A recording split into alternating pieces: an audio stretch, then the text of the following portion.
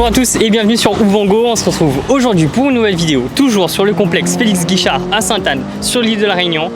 On est cette fois-ci sur un roulage, donc on va voir s'affronter aujourd'hui pas mal de belles machines préparées pour la piste.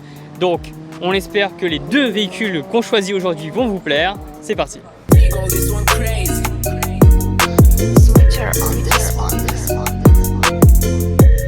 Du coup, pour la première voiture de cette journée, on est avec Thierry. Salut. Bonjour. Alors Thierry, tu as une conduite démoniaque, tu connais ce circuit. Ça fait, comme tu me disais, maintenant pas mal d'années que tu roules ici. Combien pour à peu près? Environ une quinzaine d'années. Donc là, on va faire la présentation de sa voiture. Donc c'est une Toyota GT86.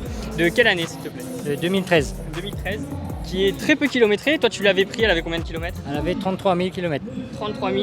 Là, elle est dans les alentours de 55 000. 55 000. Voilà, 55 000. Donc une voiture qui n'a pas énormément roulé. Oui, du coup j'ai pris cette voiture surtout pour m'amuser sur le circuit. Et puis les deux tiers de son kilométrage, elle a fait quasiment que sur le circuit. Donc je te propose qu'on passe directement sur la présentation esthétique de la voiture, et notamment donc, par son aspect, donc, avec les petites modifications que tu as fait sur le capot. Alors pourquoi? Parce que la voiture chauffe beaucoup et pour faire mieux respirer la voiture, pour aérer enlever l'air chaud dans la baie moteur, il fallait ça. Quoi. Ça respire beaucoup mieux avec ça. Donc c'est une modification que tu as fait toi-même. Donc en gros tu as acheté ces pièces-là. Que ensuite, donc toi-même tu as fait la découpe, on va dire, dans le capot. Il fallait prendre les mesures, dessiner à la craie, voilà, faire ça proprement. La meuleuse. Quoi. Donc voilà, il a fait les découpes. Et regardez maintenant le rendu qui est très sympathique. Ça c'est mes roues de circuit. Donc on est monté en slick. Quelle dimension? Les slicks sont en 235 40 18. D'accord. Au niveau des jantes, c'est pas les jantes d'origine? Non, c'est pas les jantes. J'ai acheté ça d'occasion sur le net. D'accord. Voilà. Cette voiture, c'est une propulsion? C'est une propulsion. Ah, okay. Ensuite, donc sur le côté, donc on peut reconnaître les GT86 aussi grâce à ce petit badge. Il y a deux pistons aussi. Sur le côté? Voilà. D'accord, ça c'est les deux pistons. Alors pourquoi avoir mis deux pistons comme ça? C'est pour représenter les pistons à plat, comme les motoboxers. Il y a les freins aussi qui sont plus d'origine non plus. Quoi. Ah, c'est vrai, c'est vrai. Parce que le freinage, j'ai entendu la voiture couiner et j'ai compris direct que c'était plus d'origine. Il y a un kit freinage, 4 pistons à chaque coin. Okay. Et du coup, un gros disque assez important aussi. C'est important. Au niveau du disque, là, tu es sur un disque rainuré. Rainuré, oui. Et au niveau des plaquettes, c'est des plaquettes spéciales ou... C'est des plaquettes qui viennent du Japon, c'est les Project MU. Et c'est ce qu'il y a de mieux là-bas. Sur l'aspect du côté aussi, donc c'est une voiture qui est vraiment typée sportive quand même. Au niveau de l'arrière, là aussi très agressif avec les deux grosses sorties d'échappement. Aucune modification au niveau de l'échappement, hein, c'est totalement d'origine, on est d'accord. Ouais. Voilà. D'ailleurs, la tienne, elle fait pas un bruit comme toutes les autres GT86 qu'on peut entendre. Ton diffuseur, on dirait que c'est un effet carbone, en tout cas une petite imitation carbone. Les sorties, donc tu as les embouts qui sont en assez grosse dimension, après ça va se rétrécir un peu à l'intérieur. Tu as ce petit béquet, encore une fois d'origine, qui vient vraiment épouser tout l'arrière de la voiture et solidifier un peu tout cet aspect. Franchement, c'est une voiture qui a des très belles formes. Au niveau de l'intérieur, donc vous voyez que c'est vraiment une voiture qu'il utilise pour le circuit aussi, parce que regardez derrière, c'est complètement vidé. Tu avais le choix, enfin tu aurais aimé avoir le choix entre une boîte auto et une boîte manuelle. Oui. Là tu es sur une boîte auto. Une boîte auto, ça aurait pas été ton premier choix.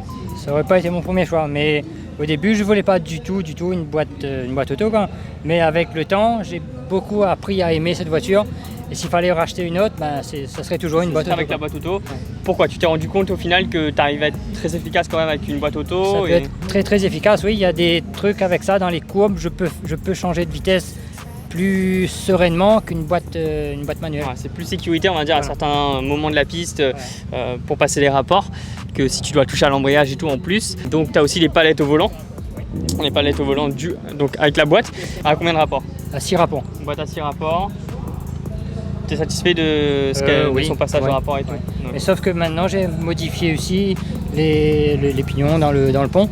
J'ai mis un pont un peu plus court parce que d'origine une boîte manu avec une boîte auto, les rapports de la boîte auto sont beaucoup plus longs. J'ai voulu me rapprocher le plus possible des boîtes manuelles. Au niveau de l'intérieur, tu nous disais aussi qu'une des modifications que tu avais faites, peut-être la seule même modification, vraiment le petit rajout que tu as pu faire sur l'intérieur, c'est au niveau du son. Voilà, oui, parce que je suis un amoureux du son depuis déjà plus de 20 ans déjà. Et là, j'ai tout enlevé pour essayer de voir s'il y a une grande différence de poids par rapport à quand elle est vidée ou pas. Quoi. Et donc? Mais par rapport à la puissance qu'elle a, on sent pas la différence. Non. On sent pas la différence. Bon, maintenant on va s'attaquer à ce qu'il y a là-dessous.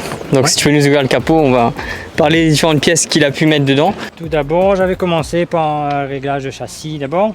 Là-bas anti-rapprochement, il y a le collecteur que j'ai changé aussi. Après j'ai mis un petit, il a beaucoup plu, du coup j'ai mis un petit escargot. Okay. Et du coup c'est un compresseur de la marque Rotrex.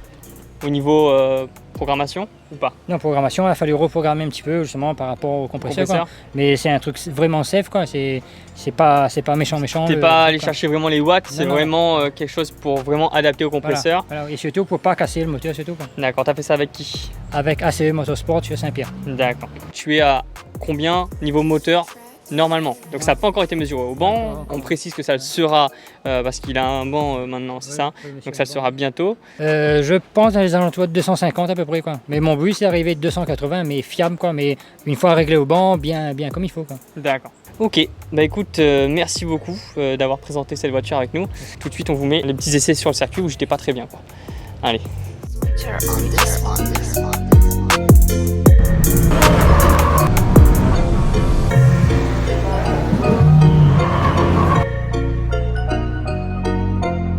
Pour la deuxième voiture de cette journée, j'ai enchaîné les deux véhicules, c'est-à-dire que j'ai commencé par celle-ci, donc la voiture de Teddy. Salut Teddy.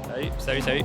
Et cette voiture a beaucoup contribué à me mettre mal. C'est-à-dire que quand je suis sorti de celle-là, j'étais déjà pas trop sûr d'enchaîner avec la GT86. J'aurais pas dû, parce qu'après, pour récupérer, ça a été un peu compliqué. Bref, aujourd'hui, on va faire une petite présentation assez générale de cette Yaris GR. C'est la première fois que j'en vois une sur le circuit. Comme l'a dit un de mes amis, enfin quelqu'un qui l'utilise dignement. Voilà. Donc, toi, tu l'as acheté il y a combien de temps? C'est une voiture que j'ai depuis 3 mois.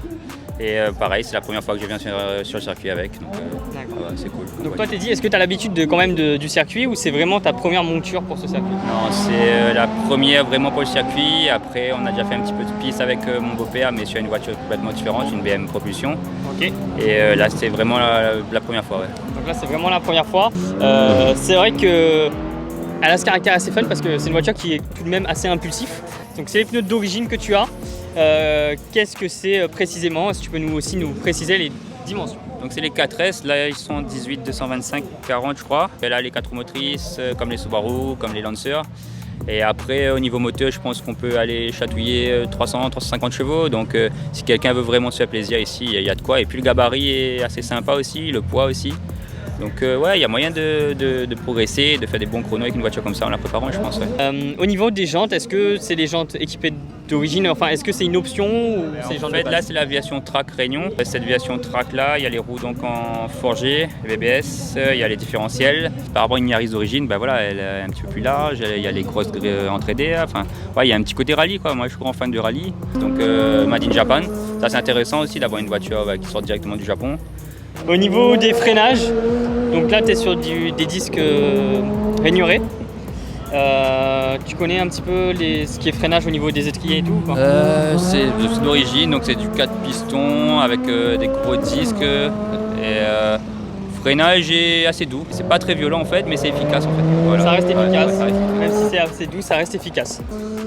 Au niveau de l'arrière, donc là aussi on reste comme sur l'avant sur des proportions vraiment hyper volumineuses, donc un arrière très trapu et du coup les deux sorties d'échappement qui sont très bien incrustées sur ce diffuseur. C'est vrai que comme tu disais, voilà, le travail de carrosserie il est incroyable et il donne vraiment un aspect volumineux et de rallye à cette voiture. Donc tu m'as dit il y a quelques éléments en carbone comme le toit. Après il y a de l'alu au niveau des capots. Et après l'intérieur est assez spartiate aussi, il n'y a pas beaucoup d'électronique, il n'y a pas beaucoup d'options, c'est assez sobre. Et ce qui rend la voiture efficace, la batterie sur l'arrière aussi pour gagner un petit peu en répartition de poids. On va jeter un petit coup d'œil à cet intérieur, comme tu l'as dit, qui est très sobre, mais qui a un petit côté noble quand même, que ce soit par ses sièges ou par les touches d'Alcantara que tu as sur une grande partie de la portière par exemple. Donc on est sur une boîte manuelle, est-ce que c'est une voiture qui existe en boîte auto? Non, que boîte manuelle si j'ai bien compris. Ça correspond un petit peu à la philosophie de la voiture, c'est une voiture avec voilà, 4 motrices, boîte manuelle. C'est assez audacieux, surtout avec les temps qui courent entre les mesures écologiques. les tendances réduction, etc. Donc Toyota a été un petit peu audacieux là-dessus et comme quoi on peut faire des voitures hybrides et des voitures sportives en même temps et que tout le monde trouve son compte, quoi. Si tu peux nous ouvrir le capot, on va montrer un petit peu le bloc moteur d'origine. C'est à 3 cylindres, donc au niveau sonorité c'est pas exceptionnel, mais ça fait son travail et la puissance, comme tu as pu voir, c'est suffisant par rapport au poids de la voiture, c'est déjà pas mal. Le 0 à 100, autour de 5 secondes 4, 5 secondes 5 au niveau données usine. Après sur les routes on a descendu un petit peu le chrono. Donc le son à l'échappement. C'est doux. Est-ce que d'ailleurs tu as plusieurs modes de conduite Ouais, mais après les modes en fait ça joue pas sur la sonorité. Ouais. Okay. Ça joue pas trop sur la sonorité. Et voilà, la voiture assez silencieuse avec les normes écologiques.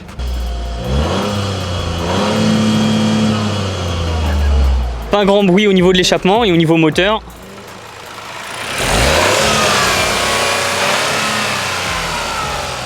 Donc voilà, un petit bruit de 3 cylindres. Teddy, merci encore. Ouais, merci à vous. Très bonne journée à toi. Les amis, on vous remercie d'avoir regardé cette vidéo. Donc si vous l'avez appréciée, on vous invite à la liker, à la partager et à vous abonner à la chaîne YouTube en activant la petite cloche.